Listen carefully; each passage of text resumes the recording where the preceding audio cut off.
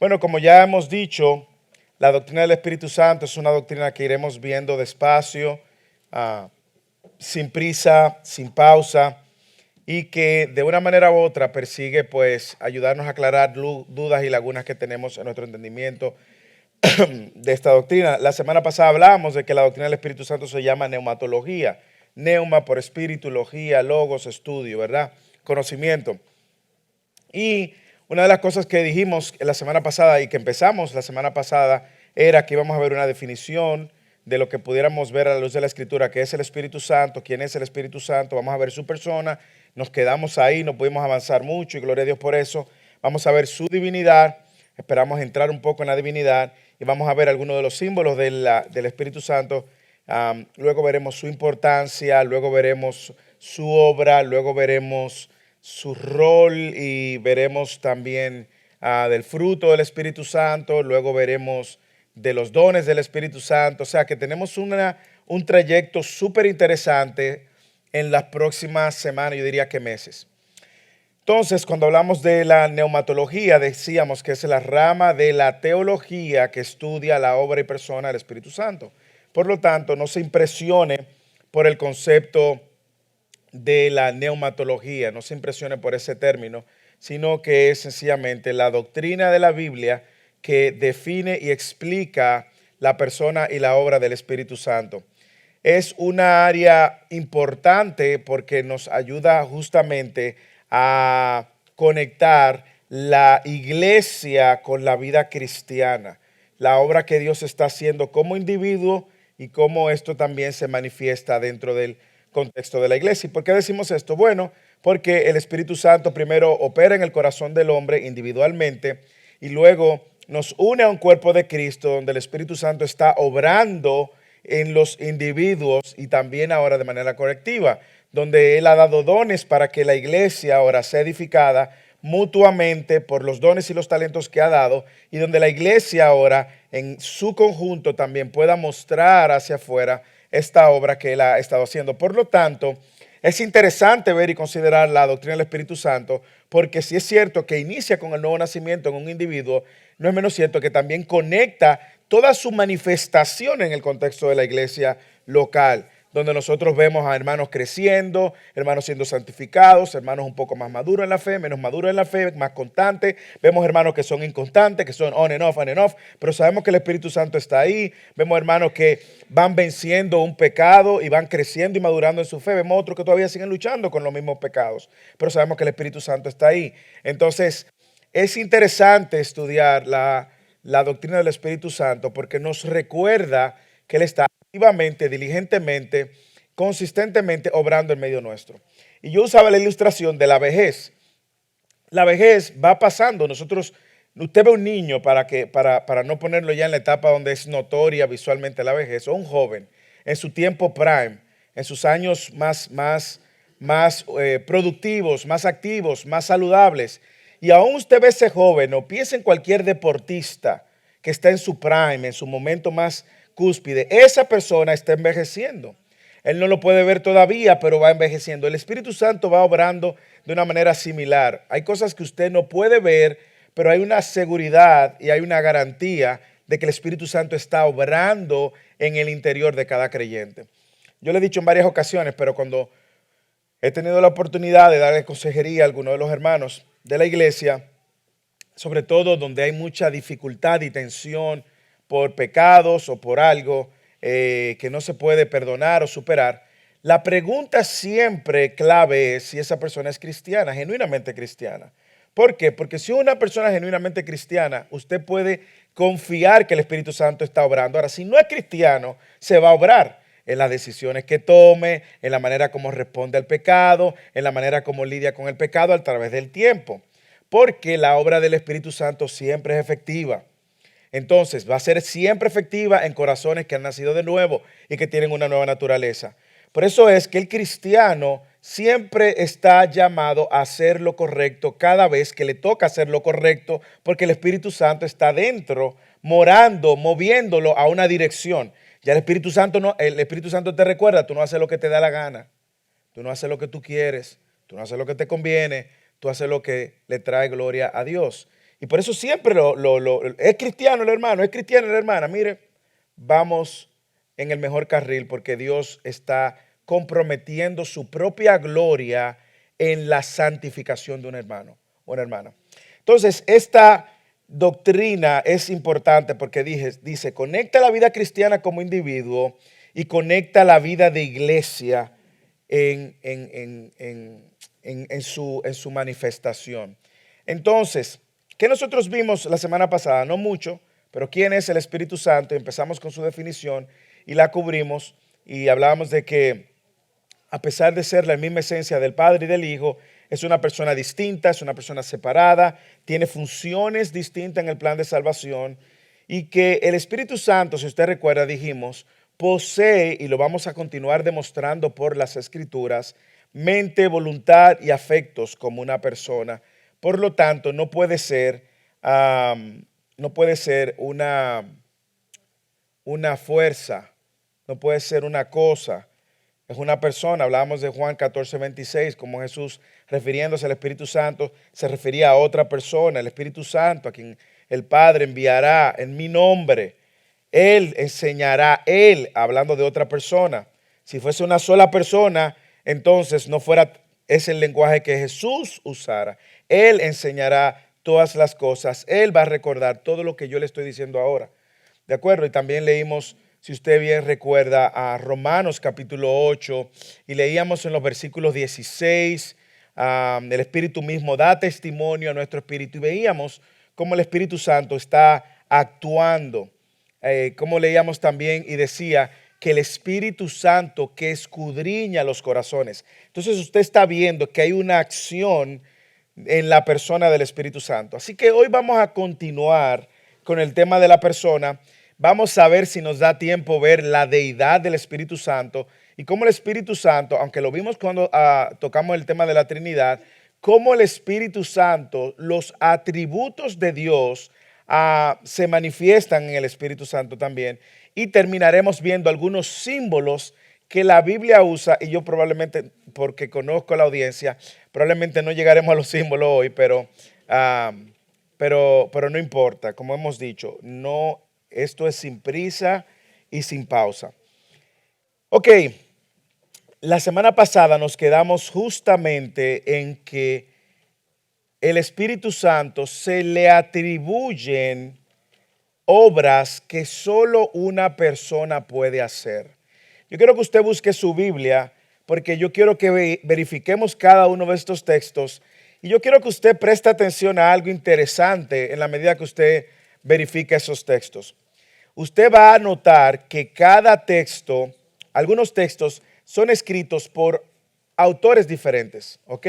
Hay autores diferentes escribiendo. Por ejemplo, usted ve al apóstol Juan, usted ve al apóstol Pablo, usted ve a Lucas escribiendo, usted ve a Pablo en Romanos escribiendo y usted va a notar que son diferentes actores. ¿Por qué esto es importante? Bueno, porque nos da un entendimiento de cómo los apóstoles veían a la persona del Espíritu Santo. ¿De acuerdo? Y los apóstoles eran los más cercanos a Dios, a Jesús, ¿verdad? Y de Jesús recibieron todas sus enseñanzas. Consecuentemente, ellos interpretaron correctamente. Entonces, primero decimos que él oye, en Juan 16:13 dice, pero cuando el Espíritu Santo de verdad venga, Mateo, Marcos, Lucas, Juan 16:13.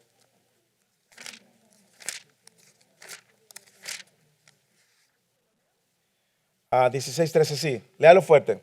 Pero cuando venga el Espíritu Santo.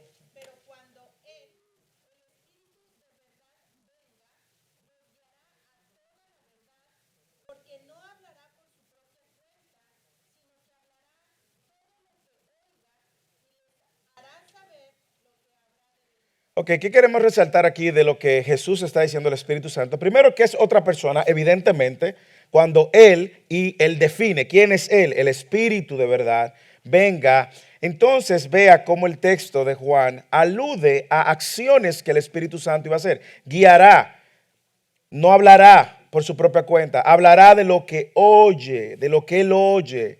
y Él les hará saber. Entonces vemos que el Jesús le está atribuyendo acciones de una persona al Espíritu Santo. Primera de Corintios, capítulo, lo pueden ir buscando así aleatoriamente porque usted lo tiene en pantalla. Primera de Corintios 2:10, donde habla de que el Espíritu Santo es el Espíritu, todo lo escudriña, aún las profundidades de Dios. Primera de Corintios 2:10. ¿Quién lo tiene? Dea.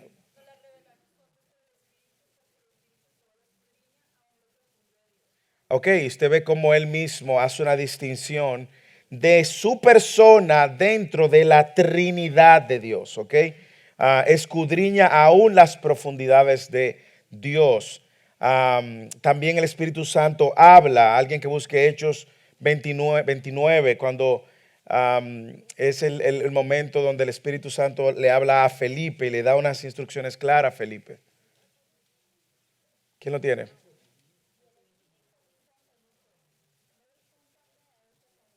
Ok. Y el Espíritu le dijo a Felipe, ve, júntate a ese carruaje. Vemos que el Espíritu Santo está actuando como una persona con las independiente de las demás personas de la Trinidad. Juzga, Hechos capítulo, enseña Juan capítulo 14:26. Se está metiendo una emisora también, no le presté atención. Juan 14, ¿quién lo tiene?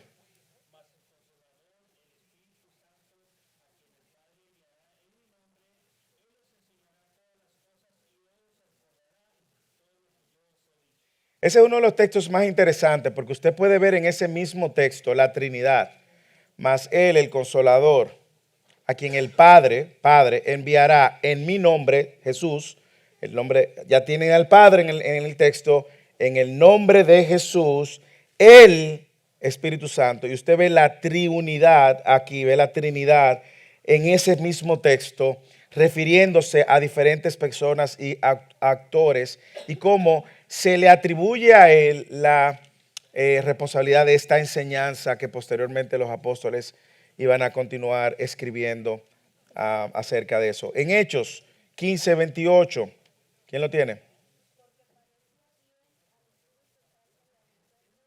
Y no a nosotros. Eso está sucediendo en el concilio de Jerusalén, luego de que los apóstoles se dan cuenta de que los gentiles se están convirtiendo y que los gentiles están viniendo al entendimiento del Señor y dicen, ¿qué hacemos con los gentiles? Que también están siendo salvos y el Espíritu Santo está obrando ello. Entonces aquí los apóstoles están diciendo, pareció bien al Espíritu Santo, no a nosotros, imponerles mayor carga que estas cosas esenciales. Si usted sigue leyendo, dice, no beberán de esto, no tomarán estrangulado, se guardarán de fornicación. Pero ellos estaban debatiéndose si los gentiles iban a ser cargados con toda la ley judía. Y aquí ellos atribuyen a una dirección del Espíritu Santo sobre la iglesia en ese momento, dando instrucciones muy claras. Convence de pecado, Juan 16:8. ¿Quién lo tiene?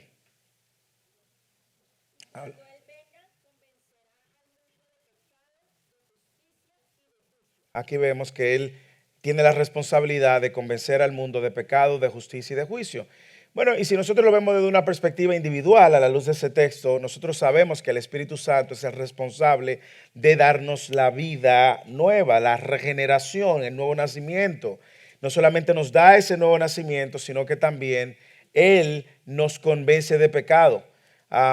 Yo siempre menciono a algunos de los bautismos y el testimonio de los bautismos, y dentro de los testimonios siempre recuerdo uno que decían, yo antes no veía mi pecado y ahora lo veo y me arrepiento. Esa capacidad de usted ver su pecado y no solamente verlo y decir, yo sé que estoy pecando, no. Sentir que usted está fallándole a un Dios que es completamente santo y moviendo sus afectos y su corazón ahora hacia un Dios en búsqueda de perdón y arrepentimiento. Es una obra del Espíritu Santo. Cuando usted ve una gente que Dios le está abriendo sus ojos y que ahora desea caminar y vivir para la gloria de Dios, eso es una obra del Espíritu Santo. Cuando usted ve una gente que está moviendo sus afectos ahora hacia el estudio, el conocimiento de la verdad, hacia una búsqueda continua de Dios, eso es una obra del Espíritu Santo. Entonces vemos que Él está activamente. Y bueno, pudiéramos seguir viendo los demás textos. Él ejerce voluntad, escoge, envía, guía, intercede, consuela. Y esos textos pues lo vamos a ir viendo a través de toda la doctrina del Espíritu Santo en esta clase. Nosotros vemos ya lo mencioné, pero una vez más aquí Jesús nos habla en Juan 15:26 como el consolador a quien Jesús enviará luego de su partida. Él está dejando muy claro que, y es obvio que no se trata del Hijo, tampoco se trata del Padre, pues no hay evidencia de que el Hijo enviara al Padre luego de su partida. O sea, aquí estamos hablando de que Jesús se está refiriendo a otra persona. Cuando nosotros vemos también el texto del Espíritu Santo, vamos a ver algunas de las características que constituyen su personalidad. Tiene inteligencia, tiene voluntad, tiene afectos. Y no es solamente algo que vemos en el Nuevo Testamento. Hay una clase del Instituto de esta doctrina donde vamos a ver el Espíritu Santo en el Antiguo Testamento. Y vamos a ver cómo, usted recuerda el texto de Efesios capítulo 4, donde Pablo dice, no entristezcáis al Espíritu Santo. Da a entender cómo el Espíritu Santo tiene afectos. Pablo no se está inventando esas palabras. Pablo está citando Isaías 43, donde él habla y usa el mismo lenguaje, no 43, 63. Isaías 63, 10, donde el Espíritu Santo habla al pueblo de Israel y usa el mismo lenguaje. Isaías. Pero veremos eso más adelante cuando veamos al Espíritu Santo en el Antiguo Testamento. Pero solamente quería mencionar cómo se presenta el Espíritu Santo como una persona también, porque Él dijo ciertamente, este es el 8, el 9, hijos, no engañen, Él fue su Salvador, en todas sus angustias Él estuvo afligido, versículo 10, pero ellos se rebelaron y afligieron su Santo Espíritu, por lo cual Él se convirtió en su enemigo y peleó contra ellos. Entonces vemos que tanto en el Antiguo Testamento como en el Nuevo Testamento, Job, vamos a ver más adelante algunos textos, Job habla del Espíritu Santo también como una persona y otros textos más. Vemos también las actitudes de muchas personas hacia el Espíritu Santo, muestran como el Espíritu Santo es una persona, se puede mentir. Hechos capítulo 5, usted recuerda a Ananías y Zafira y Pedro cuestionando, le dijo, Satanás ha llenado su corazón para mentir al Espíritu Santo. Y en ese mismo texto, interesantemente, él dice, no le han mentido a los hombres, sino a Dios, lo cual eleva a Dios a la categoría, el Espíritu Santo a la categoría de Dios. También habla el mismo texto en el versículo 9, él confrontando a Ananías y Zafira, ¿por qué ustedes decidieron tentar al Espíritu Santo? Y la palabra que usa más clara es poner a prueba al Espíritu Santo, lo cual habla y enfoca que es una acción contra una persona. ¿De acuerdo? Resistir, se puede contristar, como vimos, afrentar, blasfemar, hasta invocar, como vimos en Ezequiel capítulo 37, 9. Entonces es una persona que, y es bueno que nosotros lo veamos y lo entendamos. ¿Por qué? Porque nos hace entender la narrativa completa del plan de redención, nos hace entender también el rol que Él está jugando ahora. Y cuando hablemos de la obra del Espíritu Santo, vamos a ver que tristemente muchas de las obras que se le atribuyen al Espíritu Santo hoy, en muchos contextos más carismáticos, ustedes van a ver que no son nada que la Biblia describe, ¿ok? Nada que la Biblia dice que el Espíritu Santo iba a hacer. Y nosotros se nos olvida que la Biblia no va a contradecirse, ni la Biblia tampoco va a poner ninguna experiencia sobre la autoridad misma de la revelación que Dios ha dado. Ahora, con respecto a quién es el Espíritu Santo y con respecto a su deidad, yo sabía que no podía pasar sin antes algunas preguntas. Blanca.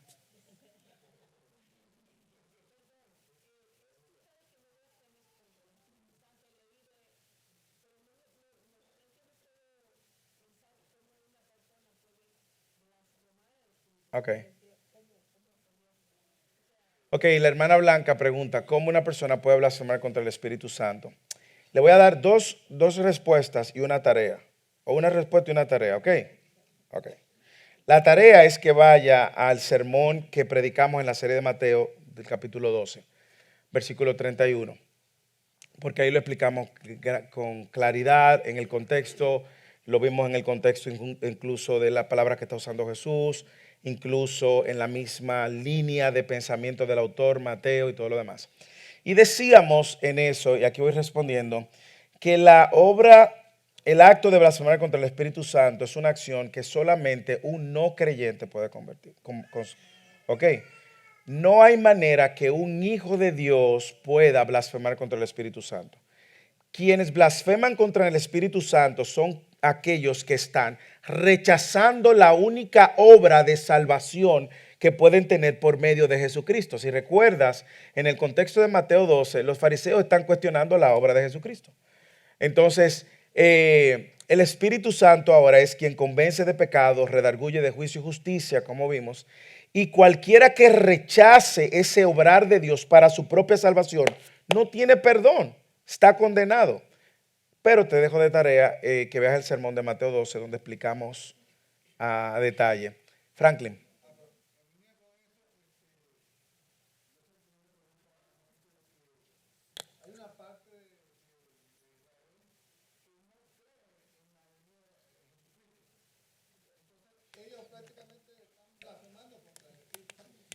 Sí, ese tema de Israel lo respondimos hace una semana. En un sentido, sí, claro, por múltiples razones. Primero, recuérdate que los judíos hoy no creen ni en Jesús ni en la Trinidad, o sea, no creen en el Espíritu Santo como una persona. En esa situación ellos se encuentran bajo condenación. ¿De acuerdo? Lo que Pablo dice en Romanos capítulo 11 es que cuando Dios salve a todos los gentiles, entonces Dios va a extender una gracia donde ellos van a poder ver a Cristo como el Mesías y el Salvador. Pero mientras tanto, en un sentido, sí. Y eso mismo, esas mismas palabras que Jesús le está diciendo, se lo estaba diciendo a judíos, a fariseos. ¿Entiende? A fariseos le estaba diciendo, ustedes no tienen chance, al menos que ustedes reconozcan el obrar del Espíritu Santo por medio de su persona. Ramón.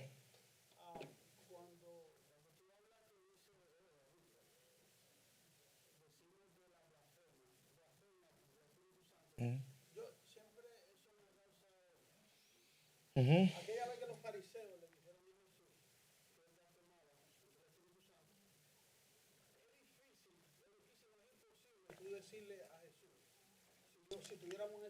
Ujú.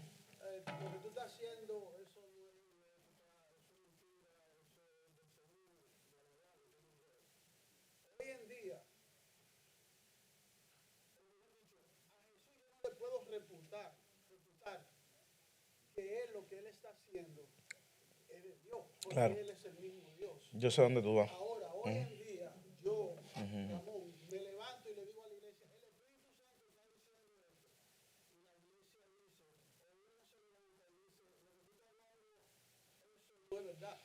Ujú.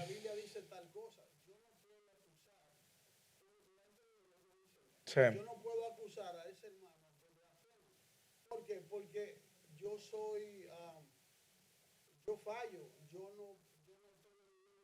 Ujú, ujú. Sí.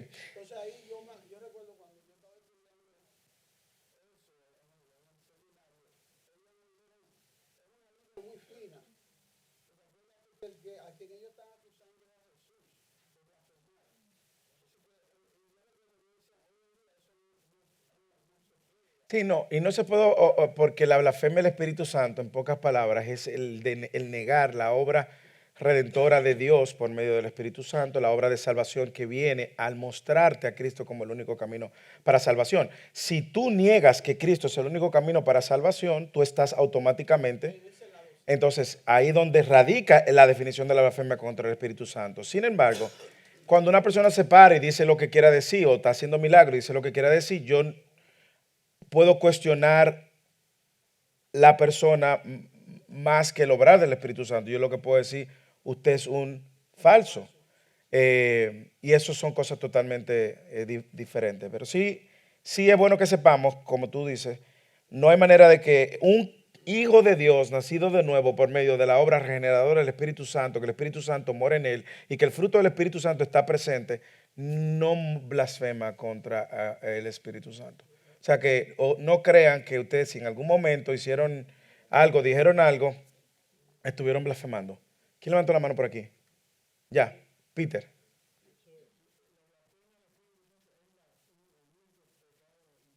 Ajá, ajá. ¿Por qué? Está cerrando la puerta al perdón y al perdonador.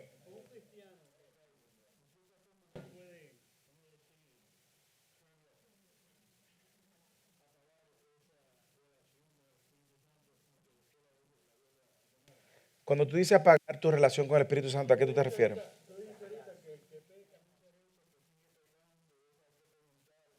Sí, cristiano, sí. Ajá.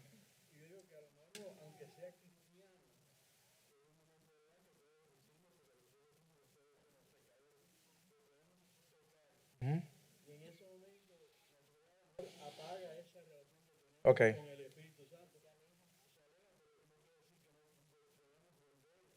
claro. Ahora, vamos a ver, me gusta tu pregunta.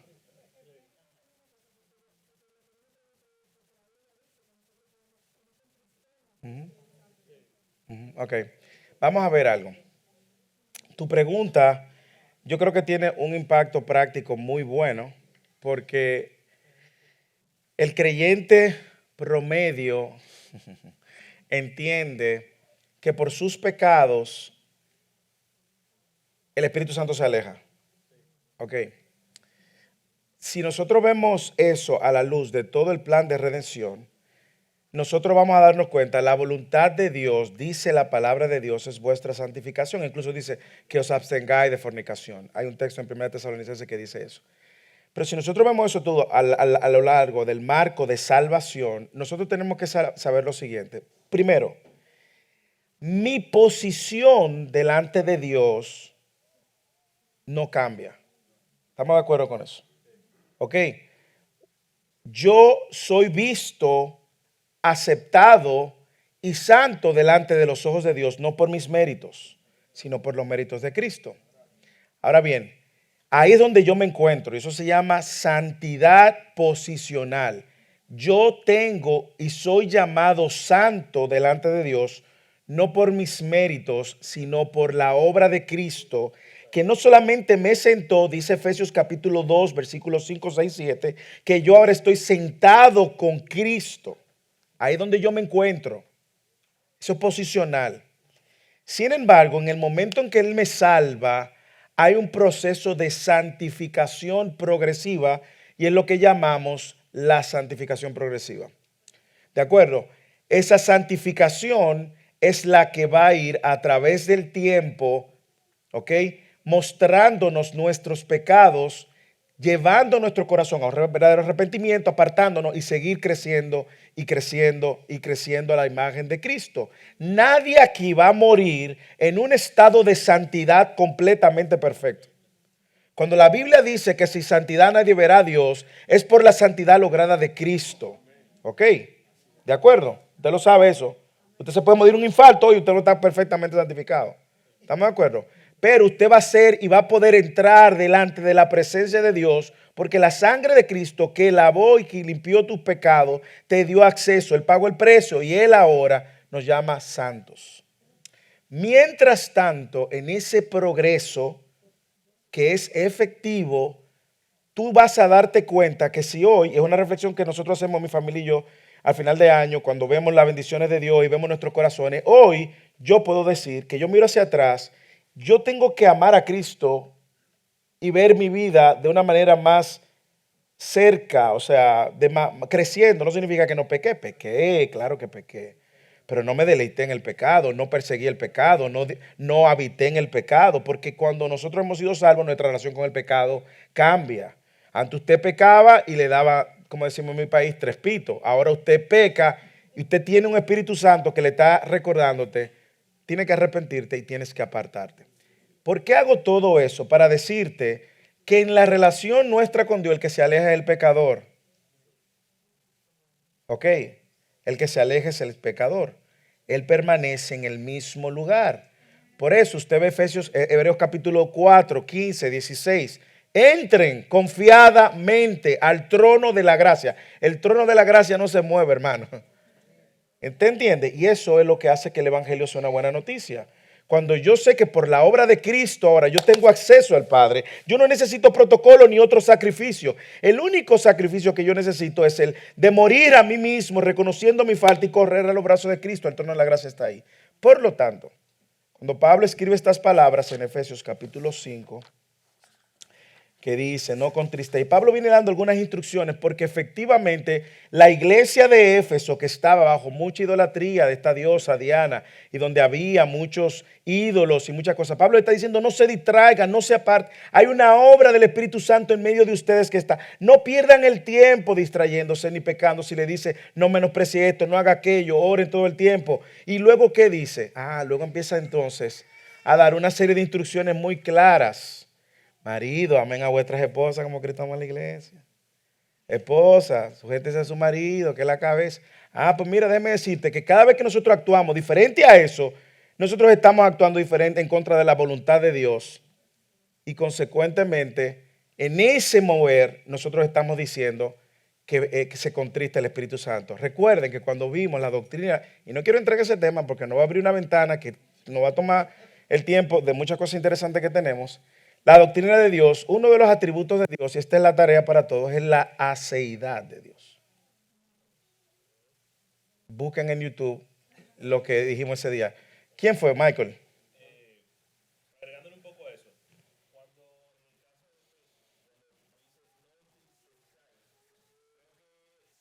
me puedo equivocar, pero creo que es Pablo dándole un atributo humanas a Dios, así como se hace en Génesis, cuando dice que Dios se arrepiente. Eso es lo que vimos en la aceidad. Exacto, que realmente no es que él se arrepiente, sino que hay esta palabra nos está ayudando A entender. y a entender la emoción del Espíritu Santo, que es una persona y tiene emociones, Exacto. Y cómo esas acciones causan, de alguna manera, una reacción. no, y un entendimiento, el punto tuyo, un entendimiento humano de que efectivamente estás haciendo algo que no es correcto, que no agrada a Dios. Ok. Y entender también que Dios no reacciona a sus emociones de la manera que nosotros. Completamente. Ciertamente nosotros nos podemos entristecer y alejarnos, pero Dios no reacciona de esa manera a incluso lo que pueda hacer esa tristeza. Porque Dios se aira, pero no reacciona como nosotros cuando nos airamos. Y para darle un texto bíblico a tu posición, cuando la Biblia dice, Pablo, justamente hablándole también, dice que Él es fiel aun cuando nosotros somos. Dios no se mueve, Dios no cambia. En Él no hay mudanza, no es hombre de variación. Bexy, primero Juan Carlos y luego. Ujú.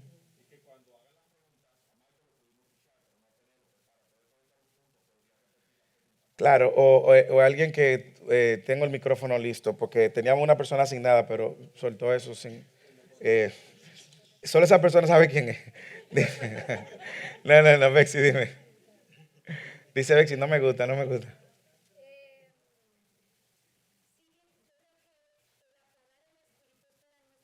Entendimiento.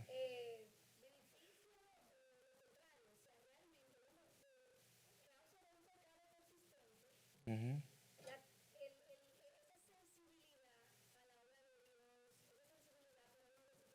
Excelente. Para arrepentirse. Eso es lo que se apaga. Ujú. Es la obra del Espíritu. Por ejemplo, el otro día que tú estabas diciendo, la semana pasada, que el Espíritu siempre está hablando de nosotros. Y eso es una realidad. Ujú. Pero ese obrar está determinado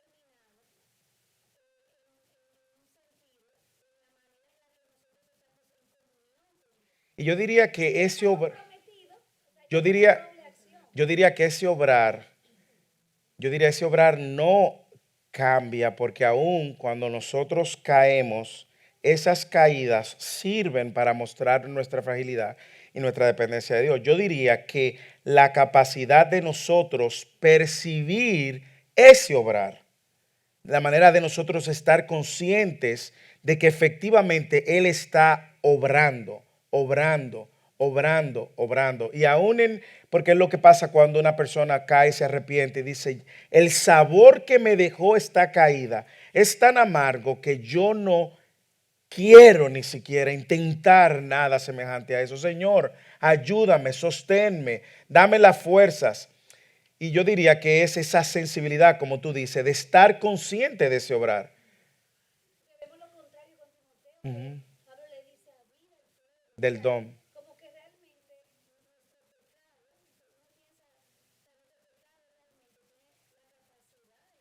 Tiene un efecto en nosotros, en nosotros. Sí.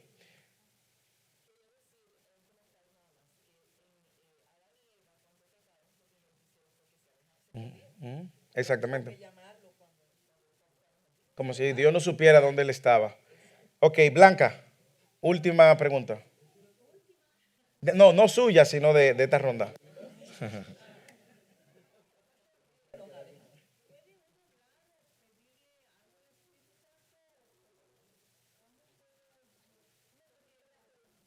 La pregunta de Blanca, que si nosotros podemos orar y pedir el Espíritu Santo, yo creo que hablamos de eso la semana pasada.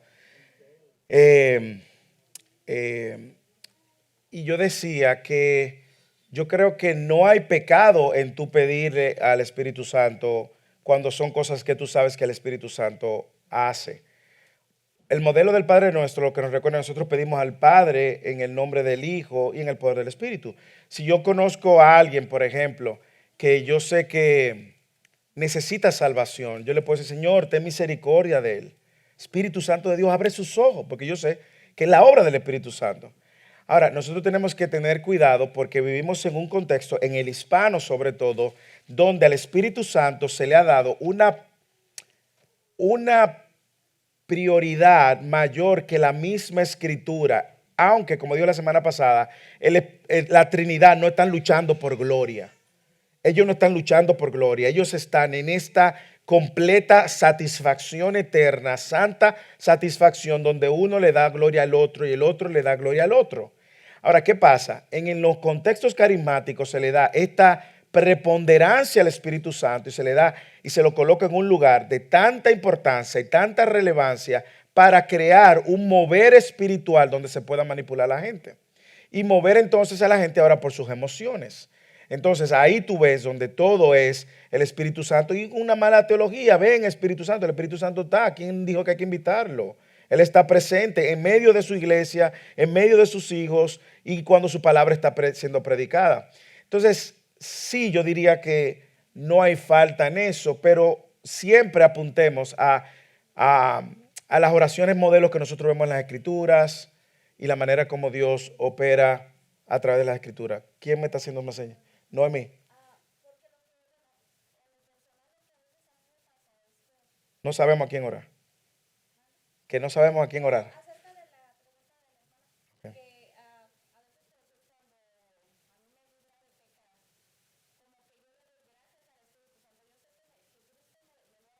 así como que yo le digo gracias Espíritu Santo porque no me permitiste como revolcarte en mi pecado, que iba a ser merced. Como ahí miro como la obra y Sí. al mismo tiempo le doy gracias a Dios en esa manera, porque Sí, no, no, no, no, indiscutiblemente no hay nada malo. De hecho, la Biblia, Dios es tan perfecto en su economía, como dicen. Cada vez que usted escucha la economía de Dios, es la manera de Dios obrar y operar. Dios es tan perfecto en su economía, en su manera de operar, que la Biblia dice que el Espíritu Santo intercede y que la Biblia dice que el Espíritu Santo nos ayuda a que nuestras oraciones se entiendan. ¿Entiende? O sea, que aún eso, si nosotros oramos mal, hermano, tranquilo, que el Señor conoce las intenciones y las motivaciones de lo más profundo del corazón. Y yo no creo que estamos pecando cuando lo hacemos de una manera así. O sea, yo no veo problema en eso. No creo que tampoco es algo que uno pudiera condenar y decir que es un pecado, es una falta. Sí, algo que yo he hecho mucho es ver los modelos de oración de los apóstoles, los modelos de oración de Cristo, y voy a tratar de orar como ellos entendían la oración. Y voy a ver siempre al Señor orando en el Padre, por medio del Hijo, en el nombre del Hijo y en el poder del Espíritu Santo. Y cuando oro, pero no oro como con una tensión. Esa pregunta la hizo Eddie la semana pasada, el hermano Eddie. No oro como con una tensión, ore mal, porque la Biblia también dice que el Espíritu Santo hace entendible nuestras oraciones delante del trono de Dios. Entonces, buena su pregunta. ¿Ok? ¿Qué de la deidad? Dígame, hermano Edgar.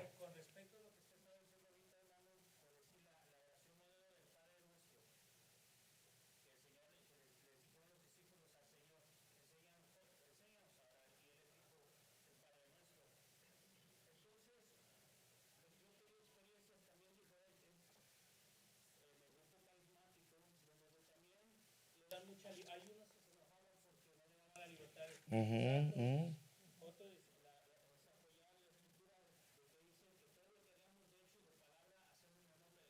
ujú,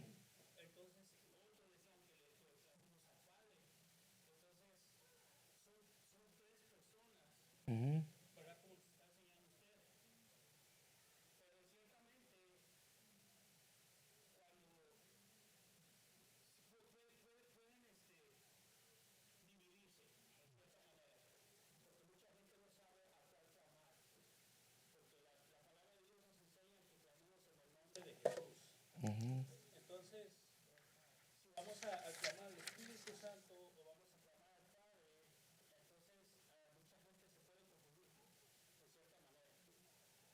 Entonces, ¿cuál es la pregunta?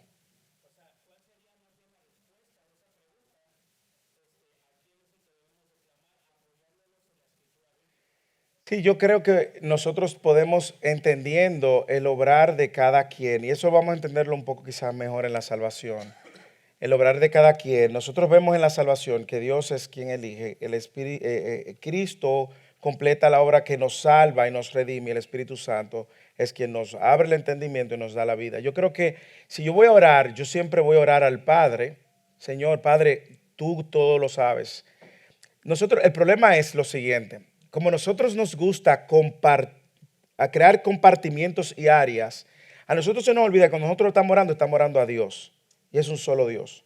Se nos olvida eso. Dios es un solo Dios. Cuando nosotros oramos y le pedimos al Señor, y cuando vemos el modelo de Mateo capítulo 6, Jesús está diciéndole a los discípulos a orar de una manera incluso que era diferente a como los fariseos oraban, que hacían repeticiones vanas sin ningún tipo de propósito. Y por lo tanto nos recuerda que Dios es un Dios diferente al hombre. Yo le oro, Padre, tú que estás en el cielo, tú que todo lo sabes, yo te pido, Señor, que tú nos ayudes a ver cada vez más la manera como Cristo nos acercó a ti, cómo ahora tenemos acceso a ti porque somos tus hijos. Yo te pido en el nombre de Jesús que tú, tarararararararararara, Espíritu de Dios, convence de pecado, ayuda, sana, libra, y le doy a cada quien su lugar. Pero vuelvo y le digo, mientras nosotros estamos orando, yo no creo que porque un día yo diga, Espíritu de Dios, sácame de este pecado, yo estoy orando mal. ¿Entiendes? Jesús, líbrame de la cadena. Yo no creo que estoy orando mal. Yo creo que nosotros estamos orándole al Dios Todopoderoso, que todo lo sabe y que está obrando en nuestros corazones. En la medida en la cual yo voy entendiendo y conociendo a Dios, yo puedo incluso dirigir mis oraciones. A veces que nosotros solamente oramos en una dirección. ¿Usted cree que por eso la oración va a dejar de ser escuchada? No. La oración solamente va a dejar de ser escuchada si usted no está en Cristo. ¿De acuerdo? Entonces, a eso es que yo me refiero. Oramos al Padre en el nombre del Hijo, como dice, y en el poder del Espíritu Santo. Y usted, sus peticiones, hágala ahí. Pero yo no creo que si usted está clamando, por ejemplo, Espíritu de Dios, ayúdame, ayúdame con este pecado. Yo no creo que usted está orando mal. Padre, tú me salvaste por medio de Cristo. Espíritu Santo, rompe esta cadena que no me deja perdonar, no me permite extender el perdón que debo de dar. Y yo puedo en mi oración incluir la Trinidad, y en mi oración no necesariamente incluir la Trinidad, y yo no creo que yo estoy, y ellos están celosos, fue a ti que te lo pidieron. No, no, no, a mí no me mencionaron, eso es trabajo tuyo. Yo creo que Dios está obrando y Dios está moviéndose, ¿ok? Se le andaron 5 manos. Vamos a ver. La pregunta era si la oración, el orden como nosotros debemos orar y la intervención, la buena intervención de Edgar. Hermano Luis, luego hermano Dale.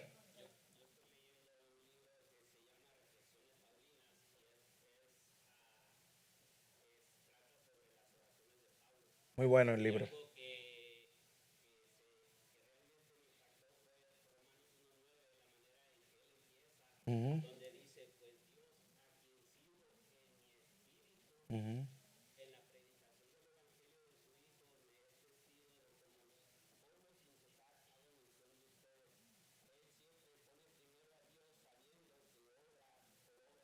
Amén. Amén.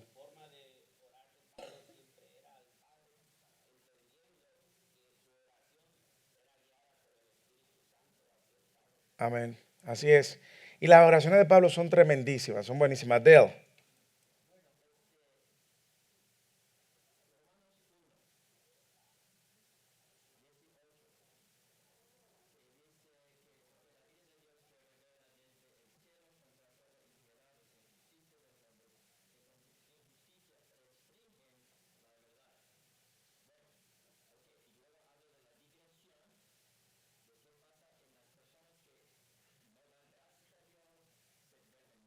Ujú,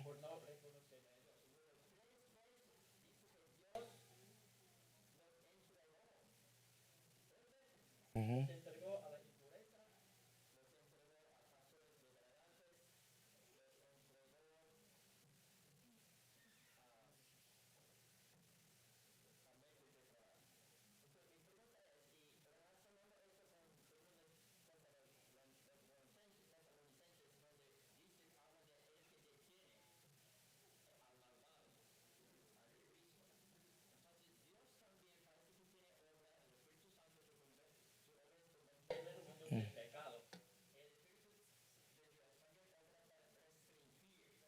Ujú.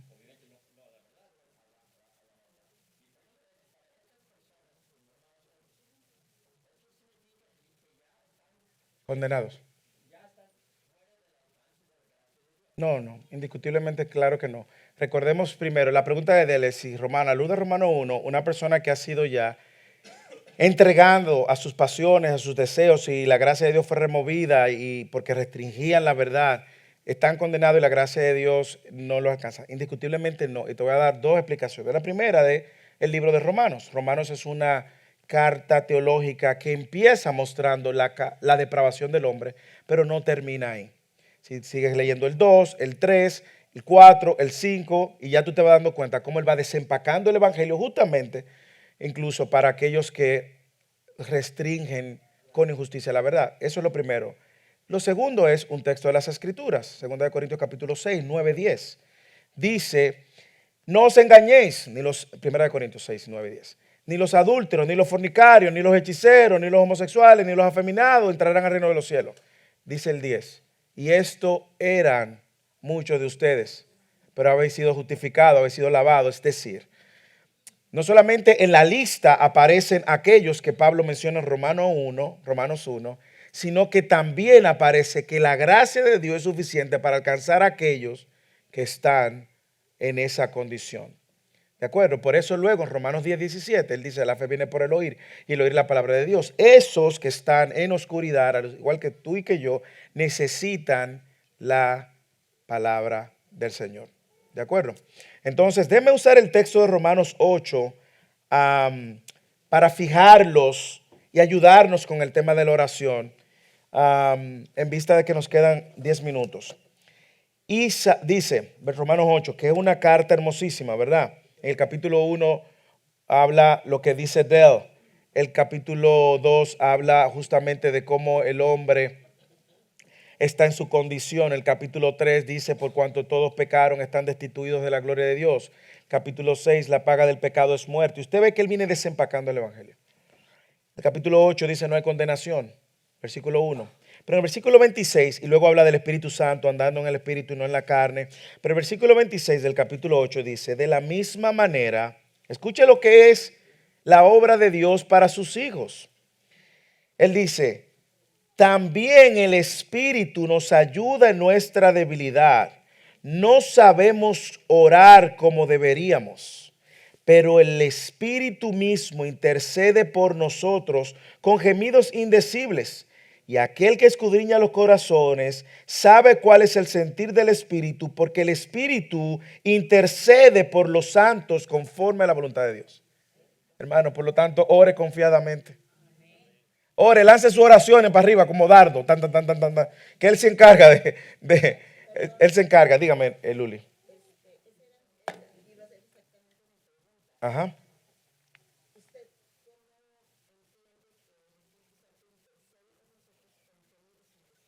Bueno, Eso no lo sé, porque yo no soy el Espíritu Santo.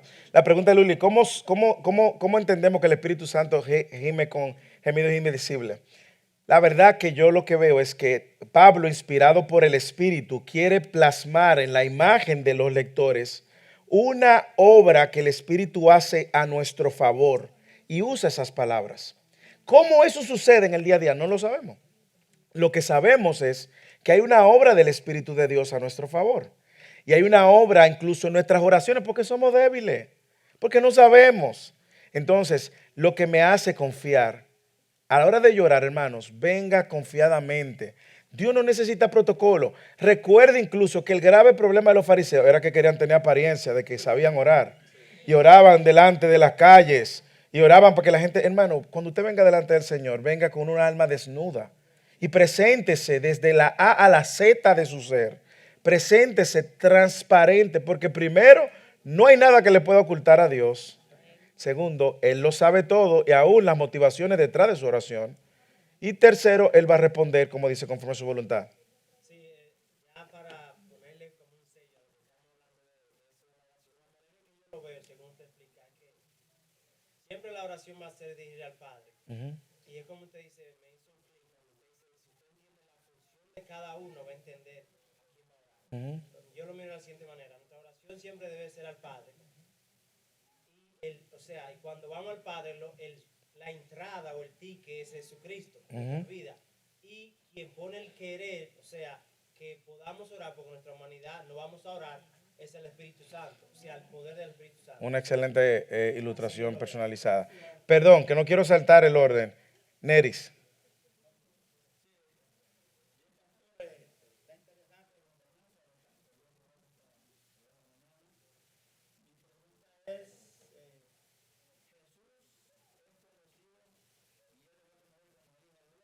Ajá.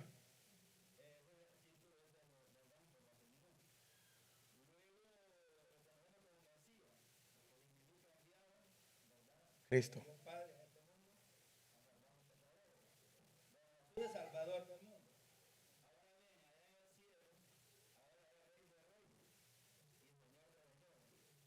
Pero el nombre de Jesús se puede usar porque Él lo dijo. Ahora es el Hijo de Dios viviente. ¿El nombre de Jesús? Sí. Bueno, varias cosas. Déjeme aclararle algunas cosas de lo que usted dice. Lo primero es que el nombre de Jesús fue el nombre que Dios dijo que le dieran, que significa el Salvador. ¿Ok? Y lo vemos en Mateo capítulo 1 y lo vemos en Lucas 2, justamente en el nacimiento.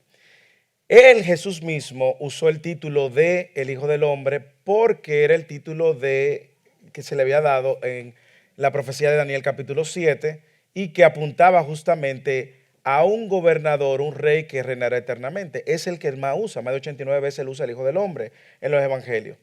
Lo cual yo no creo que él está reemplazando nombre y de hecho, cuando los discípulos hablaban de Jesús, el Cristo, el Mesías. Cristo es Mesías, es lo mismo, el Mesías. Y recuerde también que el título de Rey de Reyes no es algo que él necesariamente recibió en el cielo. Cuando los sabios vinieron y se postran y vienen siguiendo la estrella, seguimos la estrella porque ha nacido un rey. Ok, o sea, ellos llegan 2 años después, 18 meses después. Los sabios no llegaron al pesebre, como sabemos, sino que llegaron ya ellos, el niño quizá caminando, y cuando llegan ellos se postran ante quien, un niño, no ante un rey. Entonces, lo que nosotros vemos y lo vimos en la doctrina de Cristo es que Jesús, usando esos títulos, estaba dando a conocer muchas de las profecías que se habían dado acerca de su persona, como rey del linaje de David por la eternidad, como profeta mayor que Moisés de Deuteronomio 18 y también como el Cristo, el Salvador, el Mesías. Entonces, cuando Jesús mismo dice, toda autoridad me ha sido dada en el cielo y en la tierra, Mateo 28, 18, 19 y 20, id y hagan discípulos, bautizándolos en el nombre del Padre, del Hijo y del Espíritu Santo. Eso no significa que Jesús está diciendo, ahora no me llamen Jesús, llámenme hijo, sino es dándoles a ellos la comisión que ellos iban a tener para proclamar el Evangelio. Y cuando nosotros vemos en práctica el uso y el título que daban, ellos usaron Jesús el Mesías. Cristo no es el apellido de Jesús, es el título de Mesías. Por lo tanto, usted ve en la iglesia primitiva los apóstoles, los discípulos llamándolo Jesús el Cristo. Jesús el Cristo. ¿Ok? Dígame. Te estoy dando preferencia sobre Pete, porque tú eres mi esposa. Te amo, Pete.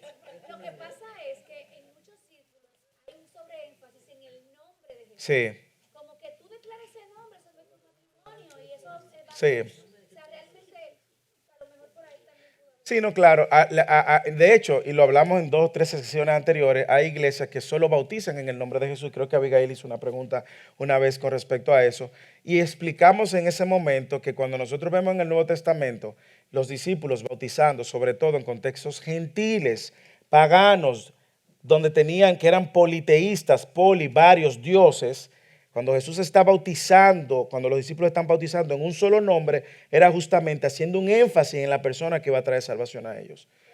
Pete. Ustedes saben que ya aquí con Pete y Franklin terminamos, ¿verdad? No vamos a ver nada de la deidad hoy. Una de las mejores explicaciones que yo he leído sobre lo que es la Trinidad. Ok. Nosotros vemos la Trinidad que es el Padre, el Hijo y el Espíritu Santo. Ujú. Si nosotros los miramos a nosotros mismos, nosotros en cierta forma, como estamos hechos en semejanza de Dios, nosotros tenemos una Trinidad. Tenemos el físico, tenemos el espíritu y tenemos el alma. El alma es la mente y el corazón. Entonces, si vemos, nosotros somos una persona también. Sí, Pero lo estamos igualando como a semejanza de Dios. Tenemos físico y tenemos alma. sí. Lo que pasa es que esa buena ilustración la condenaron como una herejía a principios del siglo. ¿Por qué? Porque tú estás atribuyéndole a tu cuerpo, fuera de tu alma y tu espíritu. No somos hechos a la semejanza de Dios. Sí, ahora bien, vamos a ver en la operatividad de Dios. El Padre ha actuado, el Hijo muere en la cruz y el Espíritu Santo está santificado. Ellos son personas diferentes y ellos tienen la misma esencia. Entonces, escúchame, ¿perdón?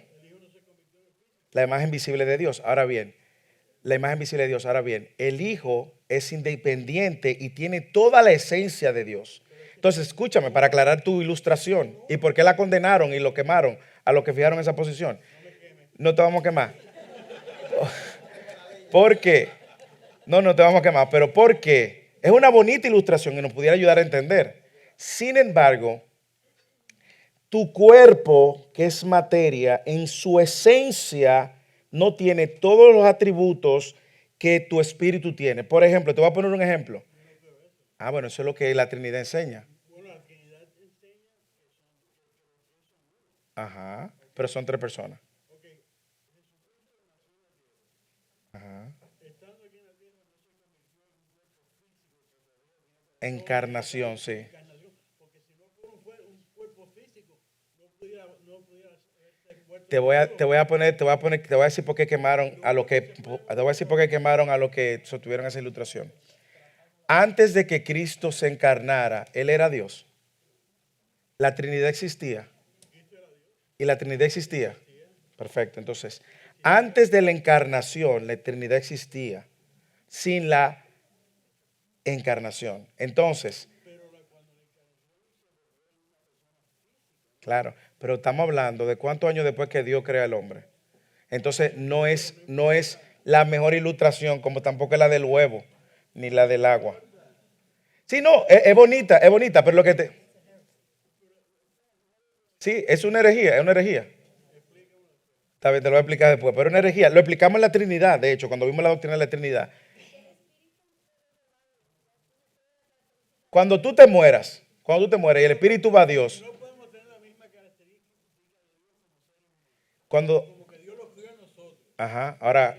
Ajá.